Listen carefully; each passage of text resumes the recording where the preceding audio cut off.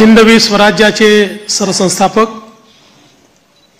छत्रपती शिवरायांना मानाचा मुजरा करतो। भारतीय राज्यघटनेचे शिल्पकार भारतरत्न डॉक्टर बाबासाहेब आंबेडकर यांना मानवंदना अर्पित करतो। आज आपली सगळी प्रक्रिया पार पाडण्याकरता या ठिकाणी उपस्थित झालेले गुजरातचे माजी मुख्यमंत्री आदरणीय रुपाणीजी, त्यांच्यासोबत आलेल्या भारताच्या वित्तमंत्री आदरणीय निर्मलाताई सीतारामनजी, आपले अध्यक्ष चंद्रशेखर बावनकुळेजी, माननीय विनोद तावडेजी, माननीय शिवप्रकाशजी, मंचावर उपस्थित असलेले सन्माननीय आशिष शेलारजी, प्रवीण दरेकरजी, या ठिकाणी आपल्या सहयोगी पक्षाचे जनसुराज्याचे विनय कोरेजी, त्याचप्रमाणे युवा स्वाभिमानचे रवी राणाजी, रासपचे रत्नाकर गुट्टेजी, आपल्याला ज्यांनी समर्थन दिलं ते एकमेव अपक्ष आमदार शिवाजी पाटील, भारतीय जनता पक्षाचे विधानमंडळातील माझे सर्व ज्येष्ठ सहकारी, कोर कमिटीचे सर्व सदस्य, माझ्या सर्व भगिनी आणि बंधूंनो, सर्वप्रथम आपल्या सर्वांचे मी आभार मानतो की आपण एकमताने या ठिकाणी विधिमंडळ गटाचा नेता म्हणून माझी निवड केली आणि ही निवड प्रक्रिया करण्याकरता या ठिकाणी आलेले माननीय रुपाणीजी आणि माननीय निर्मला सीतारामनजी यांचे देखील अतिशय मनापासून मी आभार मानतो। खरं म्हणजे आपल्या सर्वांना याची कल्पना आहे की यावेळची निवडणूक एक अतिशय ऐतिहासिक अशा प्रकारची निवडणूक राहिली आहे आणि या निवडणुकीचं विश्लेषण करायचं झालं तर मी असं म्हणेन की या निवडणुकीने एक गोष्ट आपल्यासमोर निश्चितपणे ठेवली आहे, ती म्हणजे एक है तो सेफ है आणि मोदी है तो मुमकिन है। मोदीजींच्या नेतृत्वामध्ये देशामध्ये विजयाची मालिका ही लोकसभेनंतर पुन्हा एकदा हरियाणापासून सुरू झाली आणि महाराष्ट्राने जे मॅन्डेट या ठिकाणी आपल्याला दिलेलं आहे, खरं म्हणजे महाराष्ट्राच्या जनतेला मी साष्टांग दंडवत घालतो। अशा प्रकारचं मॅन्डेट महाराष्ट्राच्या जनतेने आपल्याला दिलेलं आहे। विशेषतः या संपूर्ण प्रक्रियेमध्ये आपल्यासोबत पूर्णपणे तनमनाने या ठिकाणी असलेले महाराष्ट्राचे मुख्यमंत्री माननीय एकनाथराव शिंदेजी आणि महाराष्ट्राचे उपमुख्यमंत्री सन्माननीय अजितदादा पवारजी यांचे देखील मी अतिशय मनापासून आभार मानतो आणि तद्वतच आमचे आरपीआयचे नेते रामदास आठवलेजी आणि आमच्या सगळ्या मित्रपक्षांचे देखील मनापासून आभार मानतो। खरं म्हणजे अतिशय महत्त्वाचं अशा प्रकारचे वर्ष आहे। एकीकडे आपण सगळे लोक ज्या प्रक्रियेतनं निवडून येतो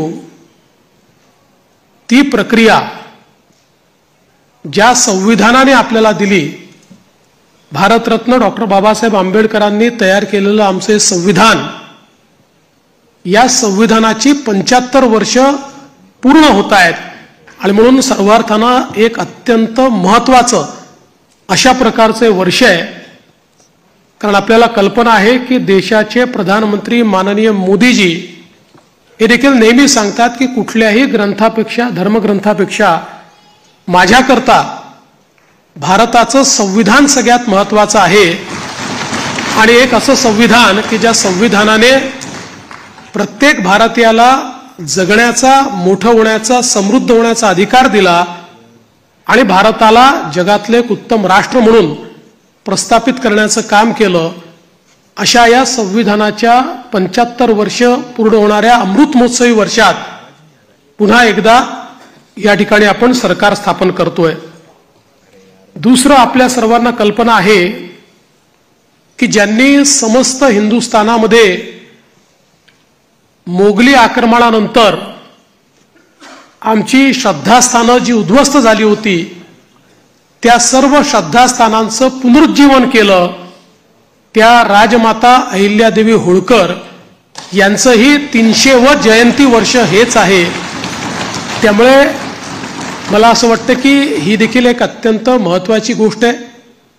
त्यासोबत ज्यांनी इंग्रजांच्या विरुद्ध जल, जमीन आणि जंगल वाचवण्याचा लढा उभारला आणि खऱ्या अर्थानं इंग्रजांना सळो की पळो करून सोडलं, ते भगवान बिरसा मुंडा यांचीही 125वी जयंतीचं हे वर्ष या ठिकाणी आपण साजरं करतोय. आणि अर्थातच आपल्या सर्वांचे लाडके नेते ज्यांनी नवभारताची संकल्पना मांडली, ज्याची मुहूर्तमेढ केली, आज मोदीजींच्या नेतृत्वात जो नवभारत तयार होतोय त्याचा पायवा ठेवणारे श्रद्धेय अटल बिहारी वाजपेयीजी यांचं देखील हे 100वे जयंती वर्ष आहे. त्यामुळे अशा या अत्यंत महत्त्वपूर्ण वर्षामध्ये महाराष्ट्राच्या जनतेने ही सगळी जबाबदारी आज महायुतीवर या ठिकाणी सोपवलेली आहे. खरं म्हणजे इतका मोठा जनादेश हा आपल्याला या ठिकाणी जनतेने दिलेला आहे की या जनादेशातून मी एवढंच म्हणेन की आनंद आहे, पण त्याहीपेक्षा जबाबदारी आपली वाढलेली आहे. प्रचंड मोठी जबाबदारीची जाणीव करून देणारा अशा प्रकारचा जनादेश हा जनतेने आपल्याला दिलेला आहे. आणि विशेषतः आपल्या लाडक्या बहिणी असतील, आपले लाडके भाऊ असतील, आपले लाडके शेतकरी असतील, आपले लाडके युवा असतील, या सगळ्यांनी आणि समाजातल्या दलित, वंचित, ओबीसी, आदिवासी सगळ्यांनी जो जनादेश आपल्याला दिलेला आहे त्या जनादेशाचा सन्मान राखण्याचं काम हे आपल्याला करावं लागणार आहे.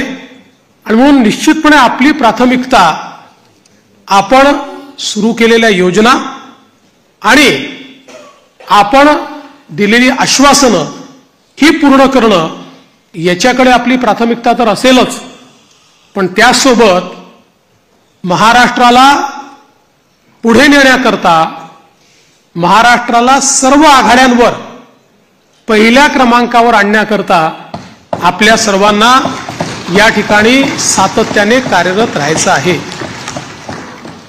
आपल्याला कल्पना आहे की 2019 साली देखील जनतेचा कौल आपल्याला मिळाला होता. दुर्दैवाने जनतेचा जो कौल होता तो हिसकावून घेण्यात आला आणि जनतेसोबत एक प्रकारे बेईमानी त्या काळामध्ये झाली. मी काही त्या इतिहासामध्ये जाऊ इच्छित नाही, एक नवीन सुरुवात आपण करतोय, पण या गोष्टीचा निश्चित उल्लेख करेन की सुरुवातीच्या 2.5 वर्षामध्ये ज्या प्रकारे वेगवेगळ्या पद्धतीनं आपल्याला त्रास देण्यात आला, आपल्या आमदारांना त्रास देण्यात आला, नेत्यांना त्रास देण्यात आला, अशाही परिस्थितीमध्ये मला या गोष्टीचा अभिमान आहे की 2.5 वर्षात एकही आमदार आपल्याला सोडून गेला नाही. सगळे आमदार, सगळे नेते संघर्ष करत होते आणि त्या संघर्षामुळेच 2022 साली पुन्हा आपलं सरकार तयार झालं आणि त्यातूनच आज पुन्हा एकदा पूर्ण बहुमत आपल्या महायुतीला, प्रचंड बहुमत हे महायुतीला मिळालं आणि आपल्या भारतीय जनता पक्षाला 132 आणि आपल्या मित्रांसोबत 137 जागा, एक प्रकारचा इतिहास या महाराष्ट्रामध्ये लिहिला गेला. हा इतिहास मला असं वाटतं की अभूतपूर्व अशा प्रकारचा आहे. या निमित्ताने देशाचे प्रधानमंत्री माननीय मोदीजींचे मी मनापासून आभार मानेन की माझ्यासारख्या बूथचा कार्यकर्ता म्हणून ज्याने काम चालू केलंय, वॉर्डाचा अध्यक्ष म्हणून काम चालू केलंय, अशा एका कार्यकर्त्याला या सर्वोच्च पदापर्यंत 3 वेळा माननीय मोदीजींनी या ठिकाणी बसवलं. अर्थात त्यातला एकदा 72 तासाकरताच होतो, पण तरी देखील टेक्निकली होतो. त्याच्यामुळे 3 वेळा मला महाराष्ट्राच्या मुख्यमंत्री पदावर बसण्याचा मान सन्मान त्यांनी दिला. हा पक्ष ज्या प्रकारे त्यांच्या नेतृत्वात मोठा झाला, त्यातूनच सामान्य कार्यकर्त्यांना वेगवेगळी त्या ठिकाणी पदं मिळाली, चांगली पदं मिळाली, आपल्याला काम करण्याची संधी मिळाली. म्हणून मी आदरणीय मोदीजींचं मनापासून या ठिकाणी त्यांचे आभार मानतो. पक्षाचे राष्ट्रीय अध्यक्ष आदरणीय JP नड्डा साहेब यांचे देखील अतिशय मनापासून आभार मानतो. आणि त्याचसोबत ज्यांनी या संपूर्ण निवडणुकीमध्ये अतिशय ताकदीनं महाराष्ट्रामध्ये आपल्यासोबत तळ ठोकून कार्यकर्त्यांमध्ये ऊर्जा निर्माण केली आणि या निवडणुकीत अत्यंत ताकद आपल्या सर्वांना दिली, ते देशाचे गृहमंत्री माननीय अमितभाई शहा यांचे देखील आभार मानतो. आणि भारतीय जनता पक्षाचं जे शीर्षस्थ नेतृत्व आहे त्या सगळ्या नेत्यांचे या ठिकाणी अतिशय मनापासून मी आभार मानतो. आणि विशेषतः वेगवेगळे राज्यातल्या ज्या कार्यकर्त्यांनी नेत्यांनी आपल्याला मदत केली त्यांचे देखील मी अतिशय मनापासून आभार मानतो. महाराष्ट्रातली सगळी टीम तर आपले प्रदेशाध्यक्ष बावनकुळेजी यांच्या नेतृत्वात महाराष्ट्र भाजप हा पूर्ण ताकदीने या ठिकाणी मैदानामध्ये होता आणि त्यामुळेच हा विजय आपल्याला या ठिकाणी मिळालेला आहे. त्याबद्दल भारतीय जनता पक्ष महाराष्ट्राच्या संपूर्ण टीमचं मी मनापासून अभिनंदन करतो, आभार मानतो. आणि अर्थातच तुम्ही सगळे लोक आहात म्हणून मी इथे आहे. तुम्ही नसतात तर मी इथे नसतो. त्याच्यामुळे तुमचे सगळ्यांचे मनपूर्वक आभार मानत असताना पुढची वाट ही आपल्याला अपेक्षा पूर्ण करण्याकरता संघर्षाची आहे. आपल्याला अपेक्षा पूर्ण करायच्या आहेत. त्यामुळे आपल्याला सगळ्यांना आपलं महायुतीचं सरकार आहे, या सरकारमध्ये एक दिलाने आपल्या सगळ्या मित्रांना सोबत घेऊन आणि प्रसंगी जेव्हा इतकं मोठं मॅन्डेट असतं त्यावेळी सगळ्या गोष्टी सगळ्यांच्या मनाच्या आपल्याला पूर्ण करता येत नाहीत. पण आपण एक लार्जर, एक मोठा अशा प्रकारचा विचार घेऊन, एक लार्जर गोल घेऊन आपण राजकारणामध्ये आलेलो आहोत. केवळ पदांकरता, केवळ आपल्याला कोणीतरी मोठं करावं याकरता आपण राजकारणात आलेले नाही आहोत. त्यामुळे मला या गोष्टीची पूर्ण अपेक्षा आहे की येत्या काळामध्ये 4 गोष्टी आपल्या मनाप्रमाणे होतील तर 4 गोष्टी मनाविरुद्ध देखील होतील. पण तरी देखील एका लार्जर इंटरेस्टमध्ये आपण सगळे एकत्रितपणे काम करू आणि आपली शक्ती काय आहे ही शक्ती निश्चितपणे या ठिकाणी आपण दाखवून देऊ. आज या निमित्ताने पुन्हा एकदा आपल्या सगळ्यांचे आभार मानत असताना महाराष्ट्रातल्या दीन, दलित, गोर, गरीब, आदिवासी, शेतकरी, शेतमजूर, महिला, ओबीसी, अल्पसंख्याक सगळ्या समाजाला या ठिकाणी मी आश्वस्त करू इच्छितो की महाराष्ट्राच्या सर्वांगीण उन्नतीकरता, महाराष्ट्राच्या प्रगतीकरता 24 तास आमचं सरकार काम करेल आणि महाराष्ट्रातल्या सामान्य माणसाच्या आशा, आकांक्षा, अपेक्षा या निश्चितपणे पूर्ण करण्याचं काम आम्ही करू.